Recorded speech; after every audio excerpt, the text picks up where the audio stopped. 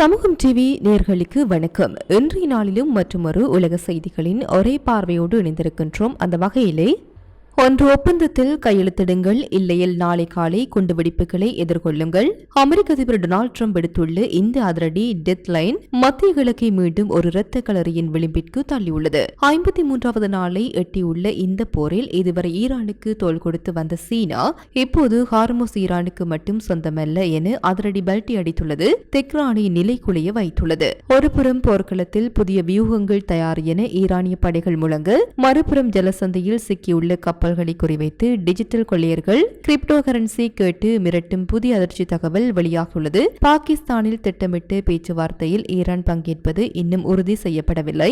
அமெரிக்காவின் கடல் முற்றுகையை நீக்காமல் மேசைக்கு வர ஈரான் மறுப்பு. ஹிஸ்புல்லாவை நிராயுத பாணியாக்க இஸ்ரேல் பிடிவாதம். ஹார்முஸ் முடக்கத்தால் உலக அளவில் எகரும் எண்ணெய் விலை. நடுக்கடலில் உணவு மற்றும் பாதுகாப்பு இன்றி நூற்றுக்கணக்கான கப்பல்கள் சாரதிகள் ஆபத்தில். ட்ரம்பின் எச்சரிக்கைப்படி நாளை காலை ஈரானில் குண்டுகள் முழங்குமா அல்லது கடைசி நிமிடத்தில் சீனா மற்றும் ரஷ்யாவின் அழுத்தத்தால் போர் நிறுத்தம் நீடிக்குமா? உலகத்தை உறைய வைக்கும் நேரடி பதிவுகளுடன் விரிவான செய்திகள் இதோ. Fourth Monkey Connect coming soon. Iran மீதான அமெரிக்க இஸ்ரேல் மோதல் 53வது நாளை எட்டியுள்ள நிலையில் போரை முடிவுக்கு கொண்டுவரும் ராஜதந்திர முயற்சிகள் தற்போது நிச்சயமற்ற நிலையில் உள்ளன. தெஹ்ரான் அச்சுறுத்தல்களின் நிழலில் எந்தவொரு பேச்சுவார்த்தையிலும் ஈடுபட மாட்டோம் என்று தெளிவாக கூறியுள்ளதால் பேச்சுவார்த்தைகள் முற்றிலும் முடங்கியுள்ளன. ஒருபுறம் ஒப்பந்தம் எட்டப்படும் வரை ஈரானிய துறைமுகங்கள் மீதான முற்றுகை தொடரும் என்று அமெரிக்க அதிபர் டொனால்டு டிரம்ப் வலியுறுத்துகிறார். மறுபுறம் பேச்சுவார்த்தைக்கு முன்பே அந்த முற்றுகையை நீக்க வேண்டும் என்ற நிலைப்பாட்டில் ஈரான் உறுதியாக உள்ளது. 2 வாரங்களுக்கு அமலில் இருந்த போர் நிறுத்தம் முடிவடையுள்ள நிலையில் மீண்டும் மோதல் தீவிரமடைய வாய்ப்பு இருப்பதாக கருதப்படுகின்றது. ஈரான் நாடாளுமன்ற சபாநாயகர் முகமது பாகர் காலிபாப் போர் மீண்டும் தொடங்கினால் புதிய ராணுவ யுத்த தந்திரங்கள் பயன்படுத்தப்படும் என்றும் எச்சரித்துள்ளார். இதேவேளை பல வாரங்களாக மூடப்பட்டிருந்த தெஹ்ரானின் முக்கிய விமான நிலையங்கள் மீண்டும் திறக்கப்பட்டுள்ளன என்பது நாட்டின் உள்நிலை மெதுவாக இயல்புக்கு திரும்ப முயற்சிப்பதை காட்டுகின்றது. அணுசக்தி விவகாரம் இன்னும் முக்கிய முட்டுக்கட்டையாகவே உள்ளது. அமெரிக்கா ஈரான் தனது அணுசக்தி திட்டத்தை நிறுத்தி செறிவூட்டப்பட்ட யுரேனியத்தை ஒப்படைக்க வேண்டும் என்று வலியுறுத்துகிறது. ஆனால் தனது அணுசக்தி திட்டம் முழுவதும் அமைதியான அரசியல் நோக்கங்களுக்கானது மட்டுமே என்று கூறி இந்த கோரிக்கையை ஈரான் மறுத்துள்ளது. மேலும் அமெரிக்க மற்றும் இஸ்ரேலிய தாக்குதல்களால் ஏற்பட்ட சேதங்களுக்கு இழப்பீடும் முடக்கப்பட்ட சொத்துக்களை விடுவிப்பதும் அவசியம் என தெஹ்ரான் வலியுறுத்துகின்றது. இந்த நிலையில் பாகிஸ்தானை மையமாக கொண்டு புதிய சுற்று பேச்சுவார்த்தைகளை நடத்த அமெரிக்கா முயற்சித்தாலும் அதில் ஈரான் பங்கேற்பது உறுதியாகவில்லை. பிரான்ஸ் அதிபர் இமானுவேல் மெக்ரோன் ஹார்முஸ் ஜலசந்தியில் இருதரப்பு மேற்கொண்ட நடவடிக்கைகள் தவறானவை என குறிப்பிட்டுள்ளதுடன் ரஷ்யாவும் போர் நிறுத்தத்தை நீடிக்க வேண்டும் என கோரியுள்ளது. இதேவேளை சீனாவும் பதற்றம் அதிகரிப்பது குறித்து கவலை தெரிவித்துள்ளது. தெற்கு லெபனானில் இஸ்ரேலின் தாக்குதல்கள் தொடர்ந்து நடைபெற்று வருகின்றன. ஹிஸ்புல்லாவை நிராயுத பாணியாக்க வேண்டும் என்று தனது நிலைப்பாட்டை இஸ்ரேல் மீண்டும் வலியுறுத்தி வருகின்றது. இந்த மோதலில் லெபனானில் உயிரிழந்தோரின் எண்ணிக்கை 2300 தாண்டியுள்ளது. அதே சமயம் காசா பகுதியில் வன்முறை முழுமையாக நிற்கவில்லை. அங்கு பல நூற்றுக்கணக்கானோர் உயிரிழந்ததாக தகவல்கள் வெளியாகியுள்ளன. உலகளாவிய அளவில் இந்த மோதலின் தாக்கம் பொருளாதாரத்திலும் பிரதிபலிக்கின்றது. ஹார்முஸ் ஜலசந்தி தொடர்பான பதற்றம் காரணமாக எண்ணெய் விலைகள் உயர்ந்துள்ளன. இதனால் பல நாடுகள் பொருளாதார அழுத்தத்தை எதிர்கொண்டு வருகின்றன. மொத்தத்தில் 53வது நாளில் அமெரிக்க இஸ்ரேல் ஈரான் மோதல் ஒரு திருப்புமுனை நிலையை எட்டியுள்ளது. பேச்சுவார்த்தைகள் தொடங்குமா அல்லது போர் மீண்டும் தீவிரமடையுமா என்பது இன்னும் தெளிவாக தெரியவில்லை. மத்திய கிழக்கில் அமைதியை நிலைநாட்டு வழங்கப்பட்ட 2 வார கால போர் நிறுத்த ஒப்பந்தம் நாளையுடன் காலாவதியாகிறது. ஒரு தீர்வை எட்டும் நோக்கில் இஸ்லாமாபாத்தில் திட்டமிட்டு 2ஆம் கட்ட பேச்சுவார்த்தை இப்போது ஒரு மாபெரும் கேள்விக்குறியாக மாறியுள்ளது. PBS நியூஸ் மற்றும் ஜான் பிரடெரிக்ஸ் வானொலிக்கு அளித்த பேட்டிகளில் அதிபர் டிரம்ப் தனது போர்வரியை வெளிப்படுத்தியுள்ளார். நாளைக்குள் ஒரு ஒப்பந்தம் எட்டப்படாவிட்டால் ஈரானில் மீண்டும் ஏராளமான குண்டுவெடிப்புகள் தொடங்கும் என டிரம்ப் நேரடியாக எச்சரித்துள்ளார். ஈரானிடம் அணு ஆயுதம் இருப்பதை ஒருபோதும் அனுமதிக்க முடியாது என்றும் அது உலகின் அழிவாக அமையக்கூடும் என்றும் அவர் குறிப்பிட்டுள்ளார். அமெரிக்காவின் மிரட்டல்களுக்கு ஈரானிய நாடாளுமன்ற சபாநாயகர் முகமது பாகர் காலிபாப் எக்ஸ் தளத்தில் மிக காட்டமாக பதிலளித்துள்ளார். அச்சுறுத்தல்களின் நிழலில் பேச்சுவார்த்தைகளை நாங்கள் ஏற்க மாட்டோம். கடந்த 2 வார கால போர் நிறுத்தத்தை பயன்படுத்தி போர்க்களத்தில் புதிய வியூகங்களை வெளிப்படுத்த நாங்கள் தயாராகிவிட்டோம் என அவர் சவால் விடுத்துள்ளார். ஹார்முஸ் ஜலசந்தியில் ஈரானிய கப்பலை அமெரிக்கா கைப்பற்றியது ஒரு மிகப்பெரிய ஒப்பந்த மீறல் தாக்குதல் மற்றும் முற்றுகை என அவர் சாடியுள்ளார். பாகிஸ்தானில் நடைபெறவிருந்த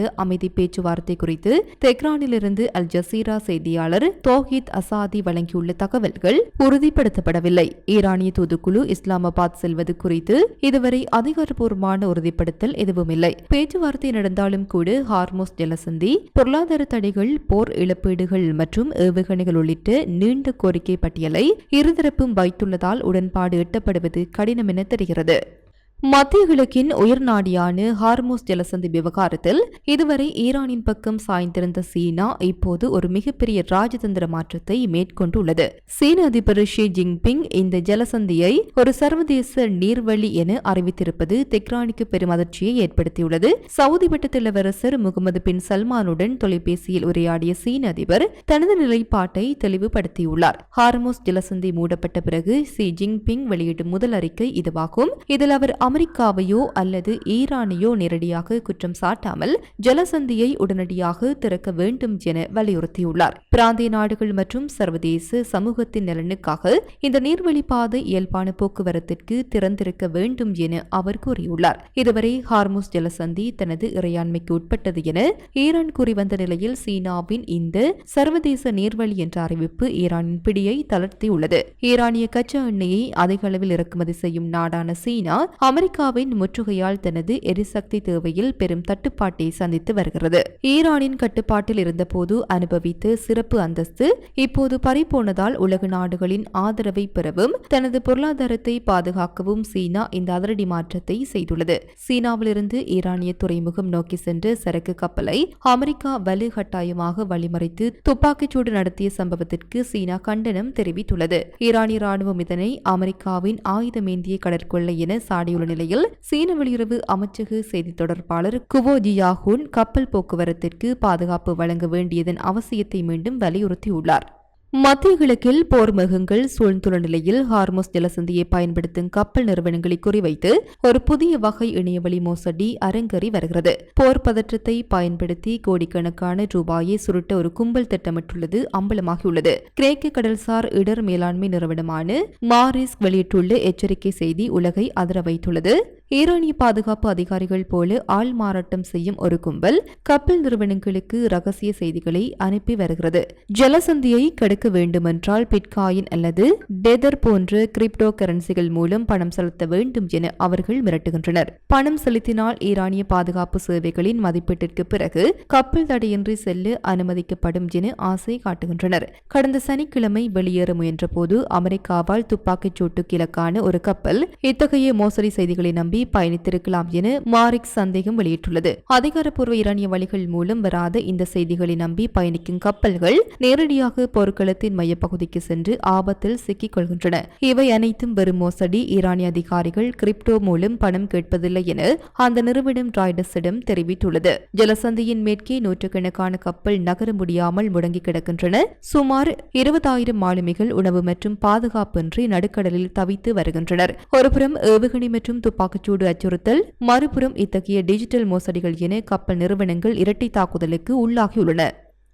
இத்துடன் குறித்த காணொலி நிறைவு பெறுகின்றது. இது தொடர்பிலான உங்களுடைய கருத்துக்களை கமெண்ட் வாயிலாக தெரிவிக்கலாம். இது போல மேலும் பல வீடியோக்களை பெற சமூகம் டிவி நியூஸ் சேனலை சப்ஸ்கிரைப் பண்ணிக்கோங்க. கூடவே பக்கத்தில் இருக்க பெல் ஐகானையும் கிளிக் பண்ணிக்கோங்க. அப்படியே உங்களுடைய நண்பர்களுக்கும் ஷேர் பண்ணுங்க.